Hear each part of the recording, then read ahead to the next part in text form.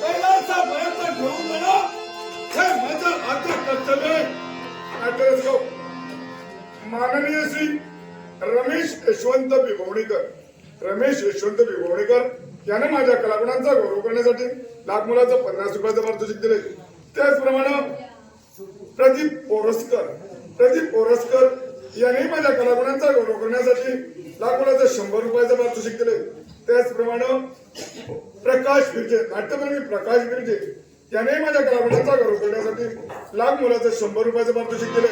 माझ्या वालांकच्या नाट्य मंडळाच्या वतीनं रमेश बिभवणीकर, प्रदीप ओरसकर आणि प्रकाश बिर्जे तिघांचे आभार मानतोय. या पारितोषिकाचा स्वीकार करतोय.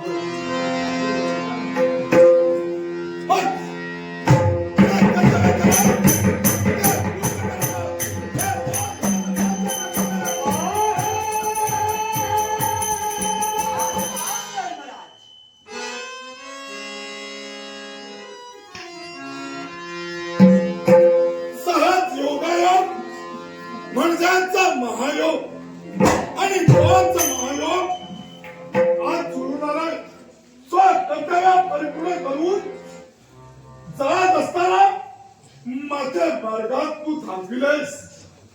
हा तुझा पुत्र यमधर्म तुला नमस्कार करतोय. इच्छा पूर्ण होईल असा आशीर्वाद.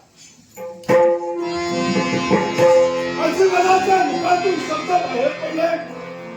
हर्ष झाला, कारण प्रत्येक पुत्राची एकच इच्छा असते, म्हणजे जे कर्तव्य तो पुत्र करतोय त्याच कर्तव्य त्याच्या माता पित्याला त्याला सहाय्य करणं, योग्य वेळी त्याला मार्गदर्शन करणं याच्या पलीकडे पुत्राला काय हवं असतं. मग स्वकर्तव्याच्या परिपूर्णतेसाठी असा माझा बाळ निघाला तरी कुठे. शिवा भक्त मार्कंडेय याची आयुष्य मर्यादा संपली तर त्याचा प्राण हरण करून शिवशंभो पर्यंत जातोय. पण बाळ, या तुझ्या आईची एकच तुला विनवणी आहे. ज्या मार्कंडेयचे प्राण हरण करून तू घेऊन जातोयस ना, तेव्हा माझी तुला आज्ञा आहे, ते प्राण पुनश्च तू त्याच्या देहात सोडावेस एवढीच माझी इच्छा आहे. प्रथमतः मला क्षमा कर. याला कारण काय? तू आई आहेस आणि आईच्या आज्ञेची अवहेलना जो पुत्र करतो त्याला पुत्र म्हणून सांगण्याचा अधिकार पोचत नाही. पण त्याच बरोबर जे कर्तव्य पुत्राचं ते परिपूर्ण करणं हे का पुत्राचा धर्म ठरतोय की नाही? अगदी बरोबर आहे बाळ. माझं नाव धर्म आहे. आजपर्यंत या धर्मानं कधी अधर्म केला नाही. जर का मार्कंडेयाचे प्राण कुणाच्या त्याच्या देहात मी सोडले तर तो अधर्म ठरणार की नाही ना? ते बरोबर आहे बा. मग तुझ्या पुत्रानं जर का अधर्माचा मार्ग स्वीकार केला असेल हे तुला पटणार आहे का? मग बाळ, मलाच या विश्वास श्रेष्ठ देवता आहेत की भक्त आहे? अगदी योग्य प्रश्न विचारलास. अगं देवता कुणामुळे आहे तर भक्तामुळे आहे. त्याच भक्ताने देव पूजला म्हणूनच आम्ही देव या संस्थेस पात्र ठरलो. मग त्याच माझ्या भक्ताला त्याच्या कुशीत एकतरी मूल खेळावं या माझ्या भक्ताची आणि भक्तिनीची इच्छा पूर्ण करण्यासाठी ही आदिमाया आदिशक्ती तत्पर झाली. मग आणि म्हणूनच माझ्या भक्तीला पुत्र दिला, तो मी दिला. तुझ्या या शब्दाला हसू येऊ लागलं का? कारण या सृष्टीचं चक्र असं आहे, जो जन्माला आला सक्तीनं त्याचा भानपण रेखाटला. ज्यावेळी त्याचा भानपण रेखाटला गेला त्याच्या आयुष्यातील संकट, त्याच्या आयुष्यातील दुःख हेही रेखाटलं गेला. सत्य आहे ना? अगदी बरोबर. मग त्याचा भानपण बदलण्याचा अधिकार इतर देवतांना मात्र पोचतोय का? बाळ, पोचत नाही. तरी सुद्धा भक्तांची इच्छा जर देवतांनी पूर्ण केली नसेल तर आम्हाला देव म्हणून सांगण्याचा अधिकार नाही.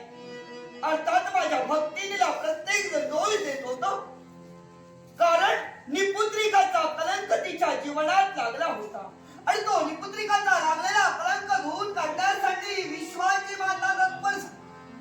मात्र लीला फाळी न चुके कदा काळी ती पुत्रिका होती तिच्या पोटी पुत्र नव्हता म्हणूनच तू सृष्टीच्या नियमात होळागवा केल्यास का हा सृष्टीच्या नियमात होळागवा करणं हा मग देवतांना अधिकार पोचतोय का पोचत नाही पण भक्तांच्या सुखी संसारासाठी जर देवता घडणार असती तर आम्हाला देव म्हणून सांगण्याचा अधिकार नाही आणि म्हणून माझ्या भक्तीच्या सुखी संसारासाठी मी हा प्रयत्न केला देवतांनी निश्चितच विचार भक्तांच्या सुखी संसाराचा करावा त्याचप्रमाणे ज्या विश्वात जे भक्त राहत आहे त्याही विश्वाचा करावा जर का या विश्वाच्या ठाई असं घडलं गेलं असेल हे विश्व लयाला जाईल आणि विश्वाचा जर लयाला गेला असेल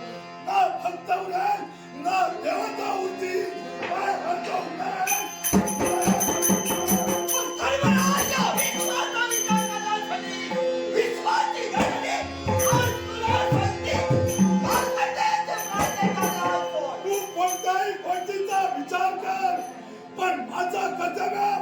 माझा कर्म जे आहे ते बदलणार आहे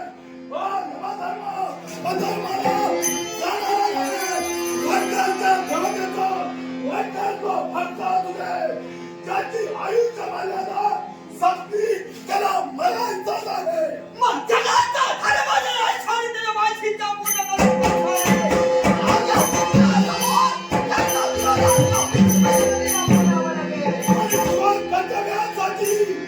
त्याला म्हातारा म्हणतो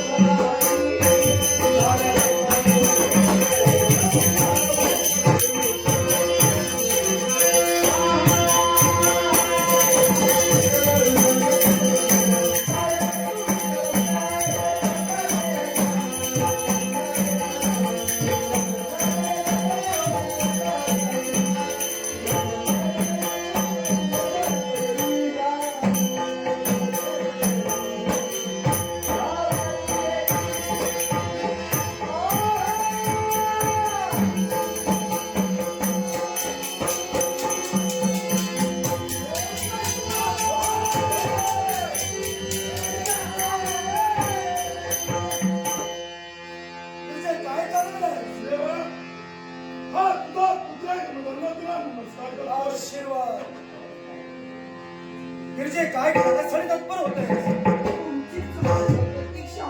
का म्हणून धर्माचा मार काढविलास याला कारण तुम्ही आहात तो एक कसं काय कारण ज्या माझ्या भक्तीच्या सुखी संसारासाठी ज्या माझ्या भक्तीला मूल देण्याचा आशीर्वाद मी दिला आणि त्याच मार्कंडेयचे प्राण हरण करून हा जगाचा धर्म निघाले तेव्हा त्याचे प्राण त्याच्या हात सोडावे एवढीच माझी इच्छा आहे पण गिरिजे मला सांग धर्माने केला तो धर्म केला की अधर्म केला धर्माने केला तो धर्मच केला होय ना पण त्याचा मार करणं हा तुझा धर्म आहे का धर्म आहे त्याचा मार्ग अडविणं हा माझा धर्म नाही मग पण माझ्या भक्तीच्या सुखी संसारासाठी आज तिच्या जीवनातील दुःख दूर करणं हे माझं कर्तव्य आहे पण त्या कर्तव्यापोटी अगदी ते जीवनात नाही ते देण्यासाठी तू तत्पर झाली हा तुझा भक्तीचा दिला. तर हा घडण्यासाठी आम्ही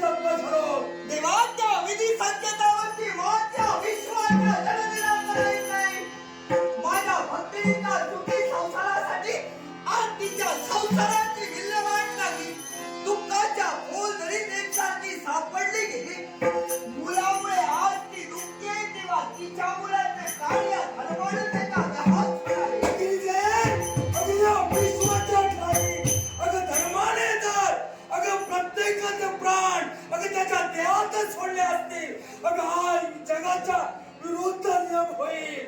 मग देवा ज्या माझ्या भक्तीला मी आशीर्वाद दिला होता की बा तुझ्या सुखी संसारात तुला मूल होईल पुत्रवती भावाचा आशीर्वाद मी दिला होता.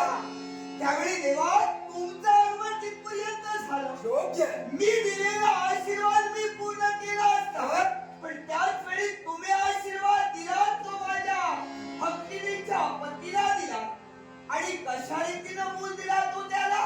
गिरिजे अगं ज्यावेळी तुझं आणि माझं भांडण झालं अगं त्याच वेळी तू प्रतिज्ञा करून गेली आणि त्याच तुझ्या प्रतिज्ञेला प्रतिज्ञेला शिवशंकराने केली. अगं तू मूल त्या दाम्पत्याला द्यावं आणि ते प्रत्यक्षानं या देवानं पाहावं. म्हणजे आणि त्या प्रतिज्ञेचं स्वरूप म्हणून आम्ही तिथपर्यंत दाखल झालो. अगं तुझ्या शब्दांचा मान राखला आमच्या मनाचा मोठेपणा. देवा माझ्या शब्दाचा मान तुम्ही राखला, पण आज तुम्ही त्याला ते मूल दिलं ना ते कसं होतं. अगं त्या बापाची इच्छा अगं बापाच्या इच्छेवर त्याला कसा मूल देण्यासाठी तत्पर झालो. पण देवा दोन प्रश्न तुम्ही त्याच्या समोर ठेवले. त्यावेळी कोणता वाप असाई की आपलं मूल प्रत्येकाला असं वाटतं सद्गुणी असावं. प्रत्येक बापाची इच्छा असते आणि त्यामुळं त्याला तुमच्या समोर इच्छा प्रदर्शित केली, पण त्याला मूल दिलं ते तुम्ही अल्पायुष्य दिलं. गिरिजन अगं तुझ्या अंतर्मुखातील शब्द अगं भक्ताची इच्छा परिपूर्ण करणं अगं देवाचं कर्तव्य. मग त्याच माझ्या भक्तानं माझ्या समोर इच्छा प्रकट केली आणि तिथं पूर्ण केलं असेल तो मला देव म्हणेल. पण देवा तुम्ही आज बायकोच्या विरोधात उभे राहिलात. बायकोचा मोठेपणा तुम्हाला नव्हता म्हणूनच माझ्या विरोधात तुम्ही उभे राहिलात. म्हणून माझ्या प्रतिज्ञेला प्रतिबद्धता केली की त्याला मूल या विश्वाच्या जननीनं द्यावं आणि या शंभूदेवानं ते पाहावं. ही तुमची प्रतिज्ञा होती. मग तुमची प्रतिज्ञा मला फोडून काढायची. मग नावरांचा माझा धर्माचा मार्ग सोडत असशील तर या क्षणी तुला मार्ग दूर करण्यासाठी देवाशी तुझ्या समाधीच्या पुढे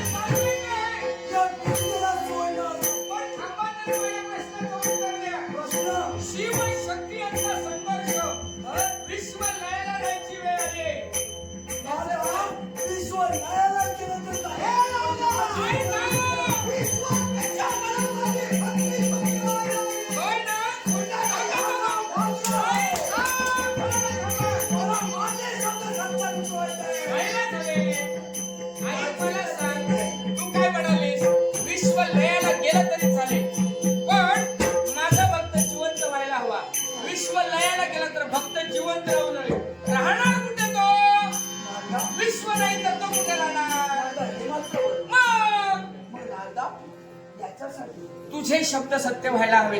तू दिलेला पुत्र जिवंत व्हायलाच हवा. आता काय म्हणतोय काय किंमत आली आहे? हेच सांगतोय. काय ते जिवंत होता उपयोगाचा नाही. लहानपणात नाही ते कसं मिळणार आहे? बरोबर बोललाय. हे जरी खरं असलं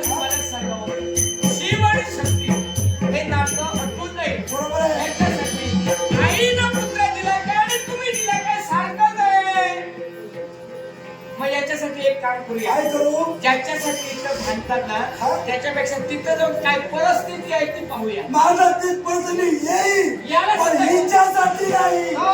तुझ्या शब्दावर विश्वास मग चला ना. ठेव.